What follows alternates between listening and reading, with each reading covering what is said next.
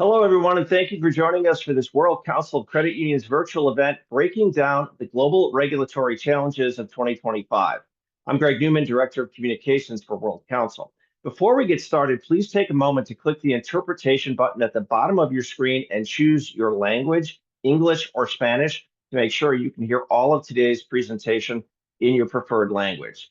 Tómese un momento para hacer clic en interpretación y elija su idioma, inglés o español, o para asegurarse de que puede escuchar esta reunión en su idioma preferido. With a vast amount of regulatory uncertainty resulting from an unprecedented number of newly elected officials across the globe in 2025 and an International Year of Cooperatives mission to fulfill, this is a critical year for credit union advocacy worldwide. We're all hearing divergent messages about whether previously held financial laws will be honored or revoked, and how global leaders will embrace or reject international standards that will impact the regulatory landscape this year and beyond. Today, I'll conduct a panel discussion with Paul Andrews, World Council's Vice President of International Advocacy, and Aaron O'Hearn, our International Advocacy and Regulatory Counsel, who authored World Council's 2025 Global Regulatory Update, about why it's never been more important for us to protect the cooperative model and to explore some of the leading regulatory issues affecting credit unions across the globe, including digitalization and developing technologies, climate-related financial risks, strengthening individual frameworks, and more. If any questions come to your mind as we're discussing these subjects today, use the Q&A button at the bottom of your screen. You can type them in there. I'll ask Paul and Aaron your questions at the end of our discussion today. So without further ado, I now want to welcome in Paul Andrews and Aaron O'Hearn, who have both been working hard on behalf of credit unions this year. Aaron and Paul, thank you so much for being here, and I'm excited for our discussion today. Nice to be here, Greg. Thank you. Thanks, Greg. Wonderful to be here. Well, let's start with the fact that the United Nations did declare 2025 the International Year of Cooperatives. And Aaron, you really shine a light on this in our global regulatory update for 2025. Why did you feel that was so important to emphasize? Yeah, thanks, Greg. And it's wonderful to be joining you and Paul today. I always love a good regulatory discussion. So looking forward to our next time together here. But, you know, as you mentioned, the United Nations designated 2025 as the International Year of the Cooperatives. And, you know, they really did that with an effort to highlight, strengthen, and help mobilize the cooperative movement overall.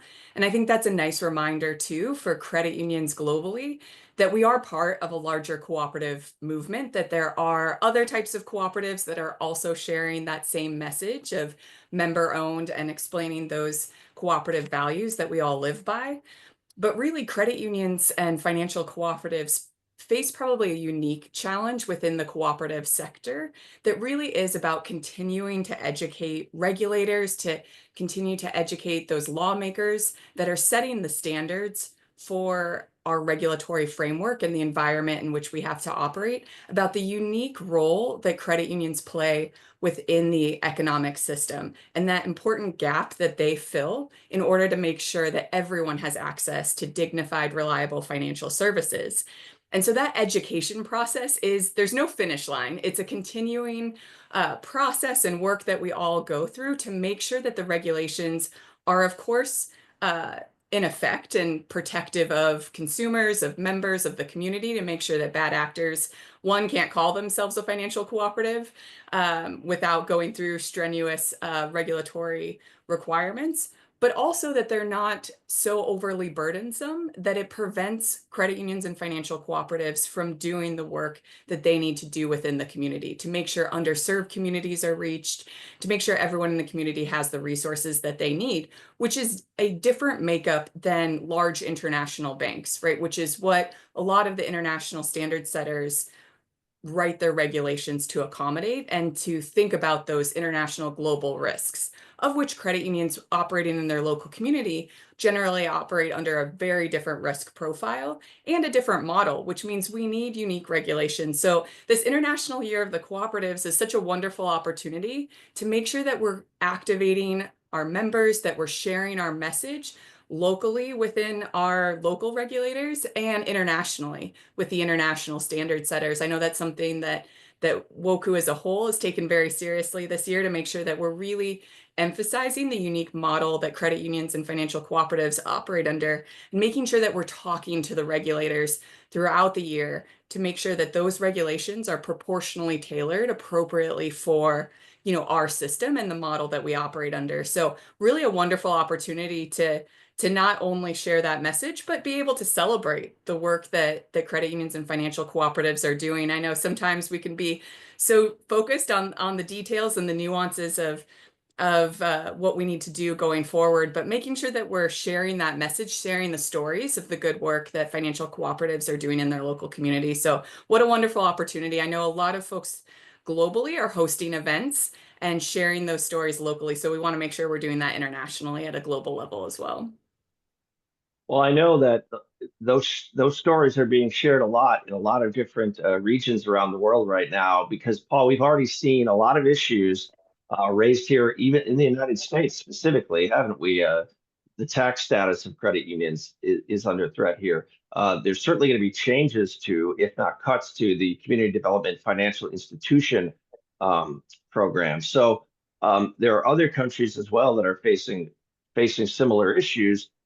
This is definitely a tough year for credit unions so far, isn't it? It is, and I do think that having the year of the cooperative though is really that opportunity that Aaron was talking about, to continue to emphasize how important credit unions are, even though it will be a tough year, and it's already shaping up that way. I mean, if you look even at the G20 this year, the G20 presidency rests with the South African country, the Prime Minister of South Africa.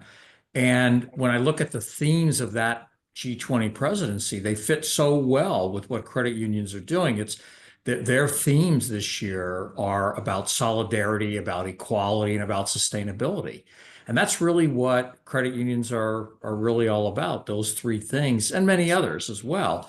But I also do think that there are some rough seas ahead to some extent. And I say that in part because I watch what's happening around the world right now with things like the tariff war that seems to be gaining momentum, not just in the United States, but when I look at our neighbors to the north and our neighbors to the south and our neighbors in Europe and elsewhere around the world, this is going to be a difficult challenge for credit unions. When you see credit unions in the places of manufacturing communities or supporting small businesses, this development, and that's the only word I think I can really use, is going to be shaping up to be something that's going to be very, very challenging. And it's something we're watching, something we're following extremely closely. And I don't know that per se there's anything that WOCCU can do to sort of change the course of those tariff wars. I mean, there's really no other way to put it, but it is something that's going to be really important for all of us to be extremely vigilant about for 2025.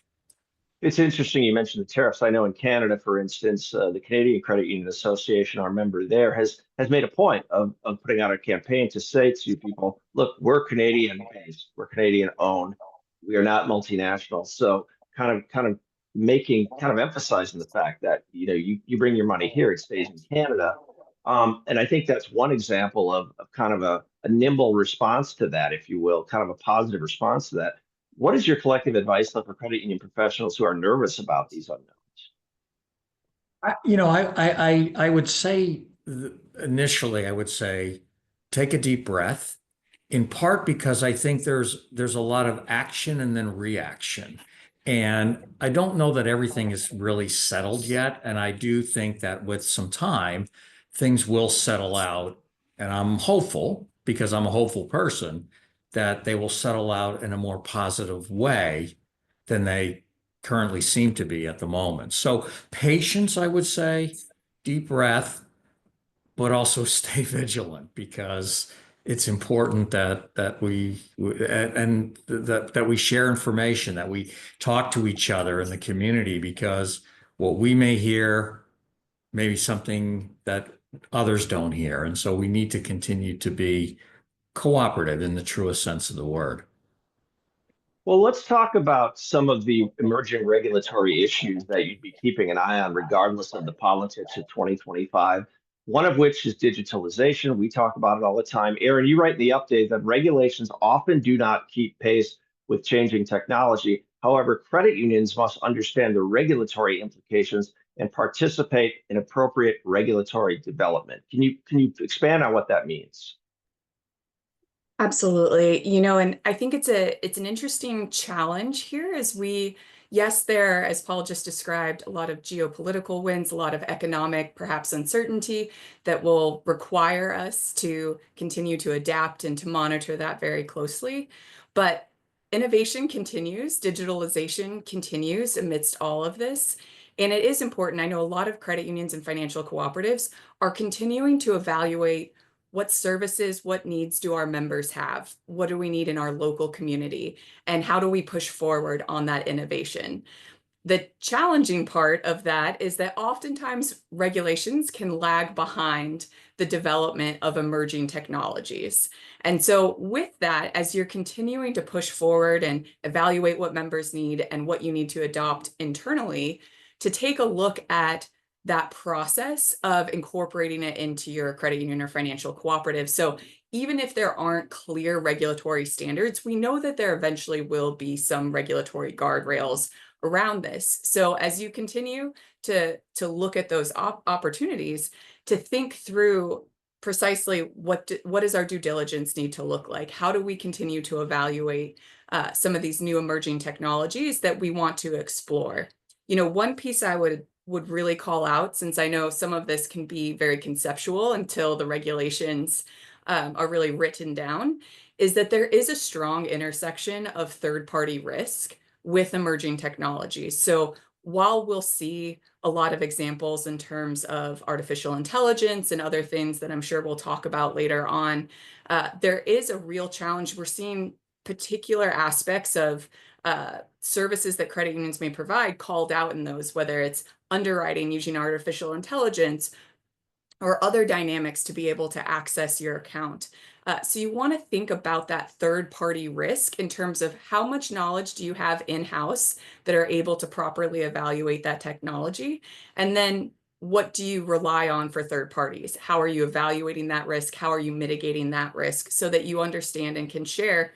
One of those key aspects is transparency and understanding and being able to explain that to regulators. But all of that to say, as you're looking at the due diligence, as you're looking at third-party risk, then you're evaluating what services are needed going forward, is to say this is really where advocacy comes in and making sure it ties back to the International Year of the Cooperatives as well, making sure that the regulators understand our model so that when new technology does come up, because they are talking about AI, they are talking about a lot of the technologies that credit unions are evaluating right now, we want to make sure that we're well positioned to say this is why we need specific regulations or proportional regulations that are adapted for our own model.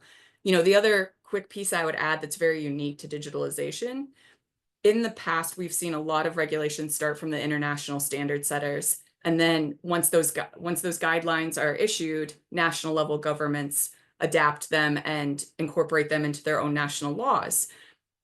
It can be a little different with emerging technologies and in other areas where we may see pockets of other countries and their governments really pushing forward on regulations that are then used by neighboring countries, that are then looked at globally by other systems. So we want to make sure that we are coordinated in our advocacy efforts, that we're monitoring what's going on, not only with the international standard setters, but really coming together as an entire membership to know what emerging regulations, especially related to technology, are being developed at the local level, but then could spill over into other countries.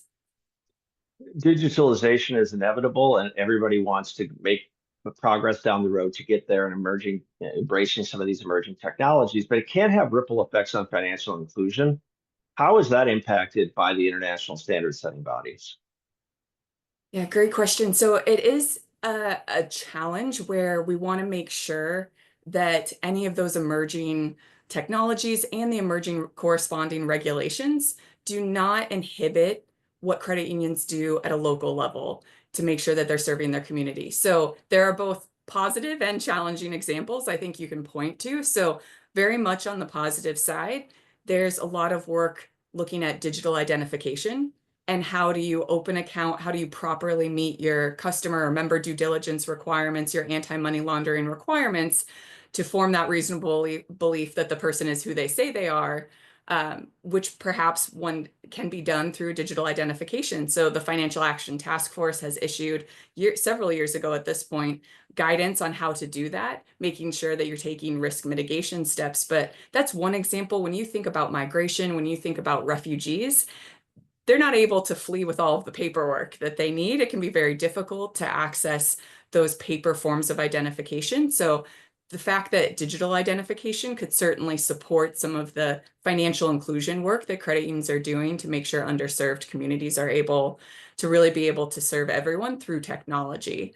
Now, on the flip side, there's also work being done again around underwriting and using technology for that, for credit scoring, for credit worthiness and evaluating those things. And it's really important that there's insight into how all of that is done so that as these regulations are coming along, we're able to share how we know our member, how we evaluate risk, and make sure that that's taken into account as these regulations are written for emerging technology.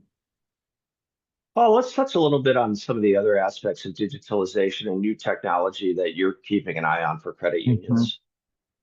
Well, there's no shortage of important issues that we're following, and to name a couple, I mean, when we look there around the world, a great deal of discussion is happening around central bank digital currencies.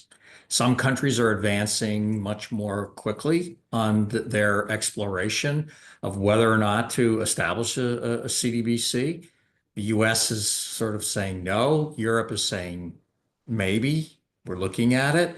You look at other countries that are well along the path of doing that. So that could have implications for credit unions and others, investors and consumers, members of credit unions.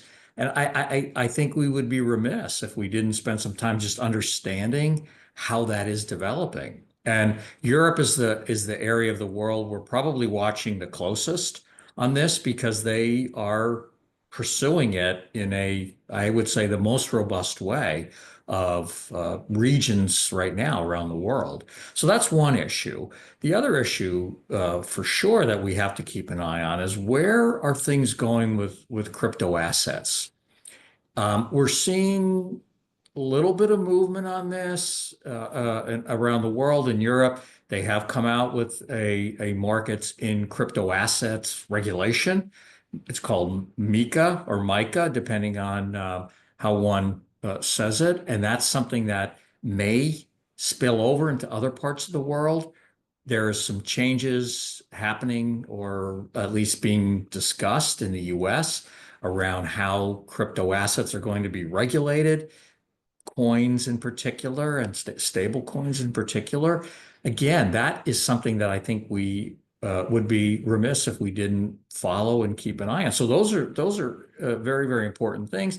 Of course, we're always watching payments because artificial intelligence, distributed ledger technology, all of those things are just so vital to how credit unions are going to be operating either today or tomorrow. And we have to be in front of those things as best we can. I mean, we will never be ahead of the curve probably on some of these things, but we want to be at least in the curve.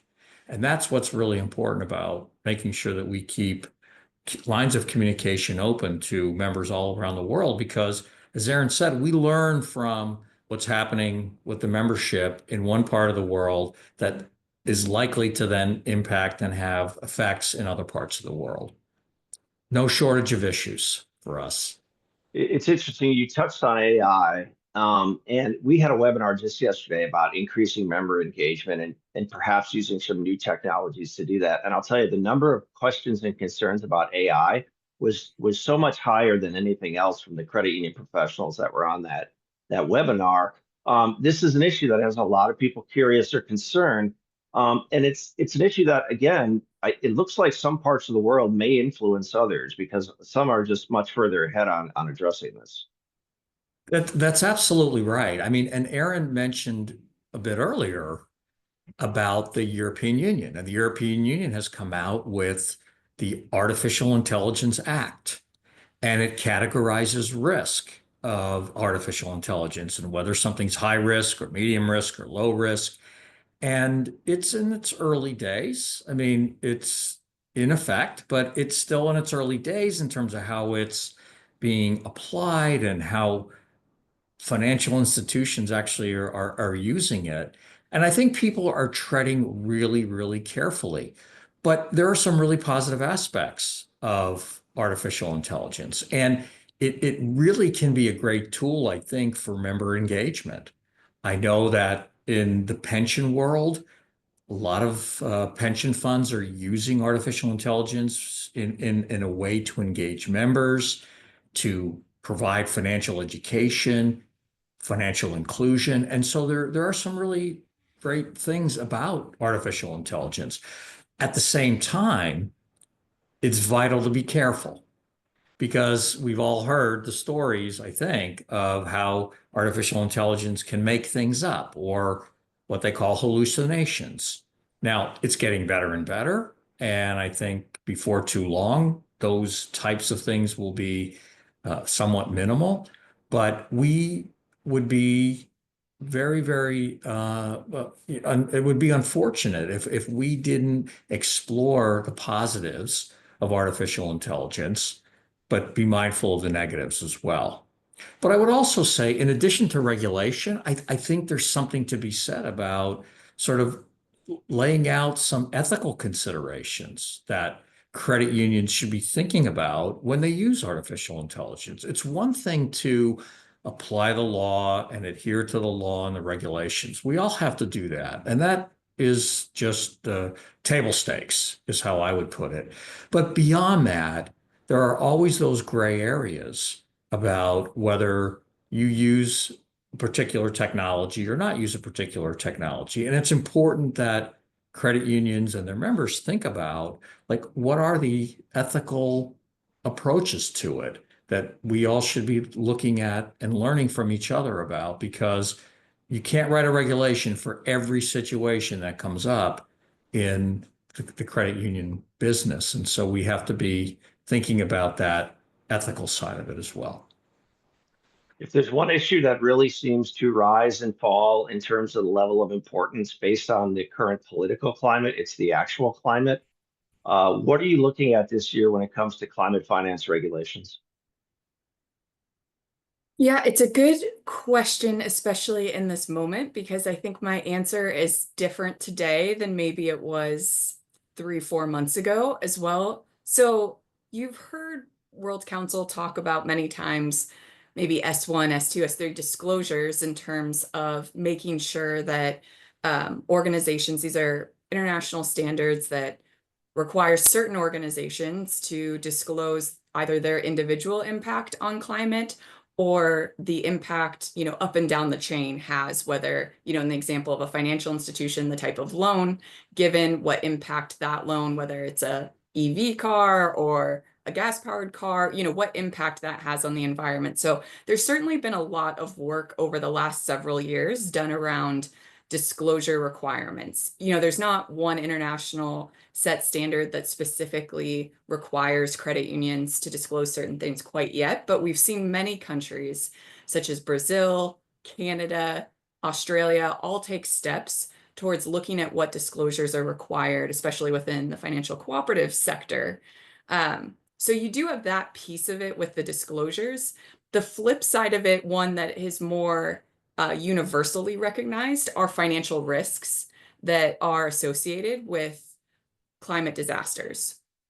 And so as you're preparing for the outlook of our climate going forward, not only the impact to your individual business, where your branches are located, but where your members are located, where the loans are underwritten. So certainly housing has seen quite a struggle from impacts from the climate.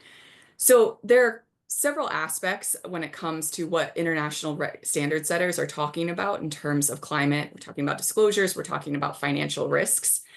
But the area where my answer may change now, as this situation continues to develop, is you you have to continue to monitor the appetite of some of the international standard setters to push forward on some of these regulations. And there's probably been a bit of a chilling effect in terms of not on the financial risk side. That's something I think that continues to be front and center in terms of managing your risk and preparing financially, looking at what areas are more significantly impacted. But certainly in terms of the cost of disclosures in some of those areas, it's something we're continuing to watch very closely, continuing to proactively have a lot of conversations with international standard setters and other countries around, because there is a sense of continuing to, during changing geopolitical and changing economic winds, that they want to maintain competition and to make sure that there are level playing fields. Again, this is often written for international standard or large international banks. And so as they're thinking about cross-border activity. But I think at the heart of that, going back to what Paul said at the very beginning of this conversation, was really making sure that we hold true to the credit union and cooperative values, looking at what's most important for our community and preparing. So many of the aspects of climate finance and clean energy are good business practices. They not only benefit the community, but they benefit the bottom line to make sure that members are prepared for climate transition, that they have access to all of the financial credit and services that they may need. So it is important, as we kind of see a lot of discussion around how is this working collectively globally, that we're thinking about our local community and what helps support our local community. And oftentimes that's preparing financially for climate disasters and natural disasters. It's also making sure that we're providing clean energy financial services and those opportunities for members to access that. So I think we'll see a lot of dialogue around this going forward, but really important to make sure that we're continuing forward with a lot of the work that the cooperative movement has been championing over the last several years. And Greg, one thing, Go ahead, sorry, Paul. I would just add to what Aaron has been saying is you also see how some of these issues overlap. So when you think about climate, irrespective of your political view or how you look at it, I mean, clearly hurricanes are happening and tornadoes and monsoons and things of that nature are absolutely happening. And it does raise financial risk. But can we use artificial intelligence to help us think through what is some of that financial risk? And are there financial stability issues that we need to be looking at that credit unions should be concerned about? And so these issues, yes, they're distinct in many, many ways, but they intersect as well. And that's also something we're trying to really think through about how to convey to the global membership of WOCCU how to be looking at some of these issues in the totality as opposed to in a silo, if I could put it that way. Yeah, and I can't imagine there's been a year where those things have ever crossed more than they are in 2025. So that's a great point. I do want to mention that if you have questions for Paul and Aaron again, please put them in the Q&A box on the bottom of your screen. If you go to the bottom of your screen, you'll see Q&A, and you can put your questions in there. We'll answer them at the end of this. And the other thing I would say too is if you have a particular item that you're concerned about from a regulatory, from an advocacy standpoint, please put it in there as well, because we'd love to hear from you about what you're concerned about, and maybe we can address some of those. I want to go into the final section of the global regulatory update because it focuses on strengthening individual frameworks. What do you mean by that, Aaron? Yeah, thanks. It's, as we're talking about the global community of financial cooperatives, and we've just heard examples of where regulations may sometimes originate at the international standard setter level, or they may originate in a neighboring system and then carry over to other national level governments. It is important to keep in mind that we are all connected. I was at a conference not too long ago, and we were talking about regulatory controls and guardrails, how to balance that need to protect from either bad actors or mistakes, but also enable the work that credit unions are doing, where they said, it's a family matter. What happens in one system, that reputation can carry over into other systems. And so it is important that we're supporting each other. This is something that financial cooperatives, it's one of the great things about them. It's why I enjoy working for them so much, is that they are willing and eager to share best practices, to be able to say, this regulation really helped us, and we think it strengthened our system, or this regulation really hurt us. It was expensive. It didn't have a consumer benefit at the end of the day. And so we'd suggest you don't go that route. We've been down there, don't go down that path, or go down this path. And being able to say, okay, we can share best practices. A lot of the large international banks, they're operating in multiple countries. It's one entity operating in multiple countries. But for credit unions, it truly is a network of financial cooperatives operating in individual countries. And so making sure that we are supporting each other as they strengthen their individual frameworks only strengthens the overall credit union movement. It boosts that reputation. It actually provides blueprints of either what not to do or what to do from a regulatory framework that can be incorporated into our own systems. So it's so important that we continue to have these conversations. And I'd also add that regulators also talk to each other. That's been one of the things I've learned coming into the World Council too, that national level regulators will have those conversations. And so having the best examples possible out there so that those are the examples shared amongst the regulators is really important. And I might share here just a couple of quick examples in terms of some of the regulatory advocacy work that continues. We've talked a lot about some of the changing winds and some perhaps uncertainty when it comes to the regulatory future. But as we look at these issues, there's such an opportunity for credit unions to continue to impact the regulations going forward. So Financial Action Task Force that we mentioned earlier. So that is the international standard setter that really sets that guidance for anti-money laundering. So pretty much everyone's familiar with customer or member due diligence, how you open that account, how you evaluate a member.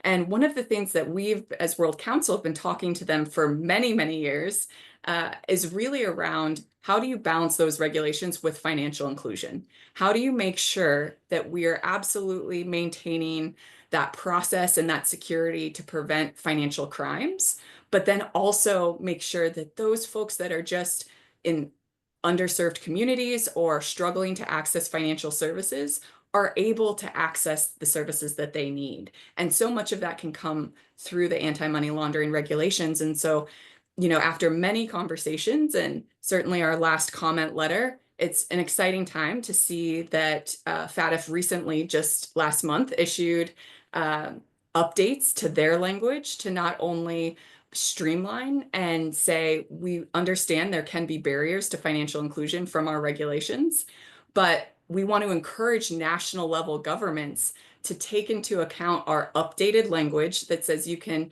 mitigate risk, that there are different risks associated with different activities, and there should be lower and easier standards able to open accounts to be able to serve underserved communities and make sure that they are not excluded. So this really ties into that strength of the individual frameworks, because now that we have some of these great wins at an international standard setter level, it's really important that the national level advocacy teams go back and say, there's been an update to this guidance.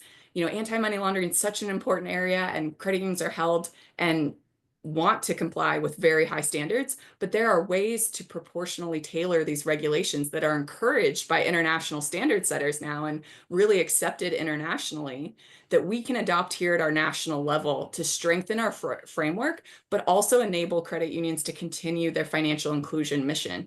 So really making sure that we're tying together the international advocacy work and those wins that we're getting on flexibility and adaptation, proportionality for financial cooperatives, but to then make sure that those are then incorporated. So, another quick example might be the crypto disclosures that Paul mentioned. So international standard setters were really starting to take a look at making sure that financial institutions disclose crypto assets that they have on the books. And this was really intended, again, for large international banks. It's something that very few, if any, credit unions are really holding true crypto assets, as investments, but we were there commenting, we're there telling the credit union story to make sure that these international standard setters know that potentially down the line, this could impact financial cooperatives. And we want to make sure that at the ground level, that the cooperative model is taken into account. So if our evolution does include that down the road, that we're well positioned for not only the international guidance to allow for that flexibility and proportionality, but that then national governments and our individual country member systems are well positioned to advocate for that, to strengthen their own international system, which once again will just boost the entire global network. You mentioned financial inclusion and the fact that FATF recently changed its recommendations to kind of emphasize that. And you're actually going to be with the Financial Action Task Force in India next week. And I saw an article yesterday that said it's their private sector consultative forum, but I saw an article yesterday saying financial inclusion is really going to be at the top of that list for that. Yeah, absolutely. Absolutely. Yeah, we're continuing to engage FATF. It's a unique international standard setting body. They play a very important role. And so making sure that we're engaging at every opportunity. So yes, we will be having those conversations again as I head to India next week to make sure that financial inclusion is also recognized as one of the primary and most effective means is through financial cooperatives. So we had those conversations at this conference last year with them, and we'll continue to raise that message as these developments continue. So they are continuing throughout this year to talk through financial inclusion and what that means for the guidance that they issue. Again, it's not lowering standards, it's adapting them to make sure that we're preventing financial crimes, but also allowing for financial access. So yes, we're working really hard to make sure that conversation not only continues, but really incorporates the financial cooperative message.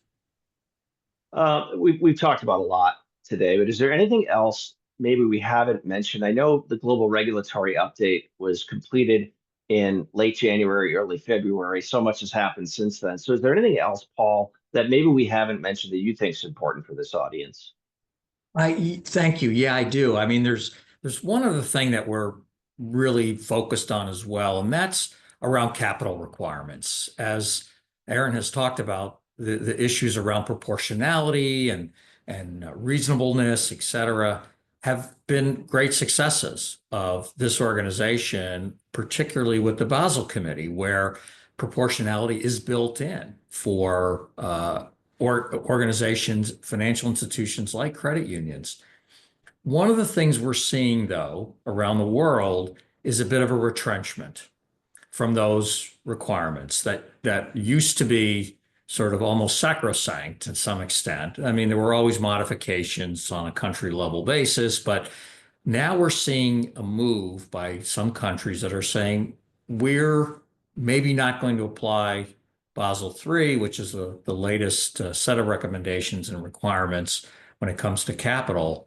And when one country starts down that road, then other countries say, well, I don't know that I'm going to apply either because it's putting my country's banks, credit unions, financial institutions in a disadvantageous competitive position. And that's frightening in some respects, because if we loosen capital requirements and make them too loose, the end user, which is a consumer or a member of a credit union, really does have risk that may or may not exist today. So that's actually something we're really honed in on very, very much. And that's something that's really, really important to us and to our members, of course. The other thing is, and Aaron mentioned this, and it's around this whole idea of digitalization and the digital ID. And I think we're planning to do a little bit of work on this year around what does that look like and how can other countries learn from others in terms of how they approach non-traditional forms of identification. And I think that will be a great service for the membership, and we're looking forward to that. So those are a couple of additional things that we're taking a look at during the year, and we're always expecting the unexpected, and that will come because there's always something new, something that just pops out of the blue that we will have to be very vigilant about, and we will continue to watch what's happening on a regulatory basis around the world. Paul, you just started a couple of months ago. There hasn't been anything unexpected. I'm just curious how you've kept busy. I can't imagine. You know, people talk about drinking from a fire hose or a baptism by fire, and I feel both of those are very apropos for this situation. So it's been a crazy couple of months. Well, we'll open it up to your questions. Again, if you have any, use the Q&A button at the bottom of your screen. And I am serious, if there's a concern that you have or something you're watching closely, let us know too. Babu asks, is there any digital method to percolate that would percolate down to legal matters to the active members for avoiding fraudsters? I hope I'm saying that in a way that's understandable. They're trying to come off mute. Yeah, that's a great question. So fraud is another topic that is discussed globally quite often. I think it is a common challenge.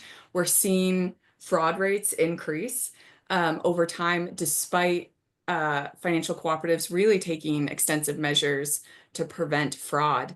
I think technology is an aspect that will continue to be evaluated. We are seeing some new fintechs and others, and certainly developments on core processing systems and data transaction systems.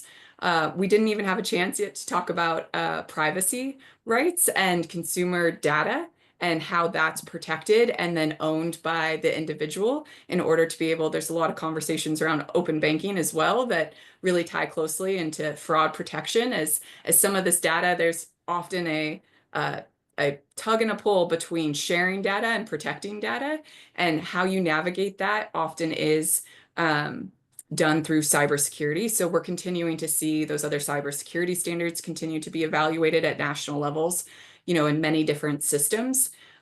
Interesting with fraud too, it is a combination of both technology development. So I would say specifically within fintechs and cybersecurity practices, but also we're seeing more networks pop up where this is an area where financial cooperatives are cooperating with banks and other financial entities through certain and well-structured collaborative efforts to be able to share information on a limited basis to make sure that it continues to be safe, but to help identify new fraud tactics early on in the process.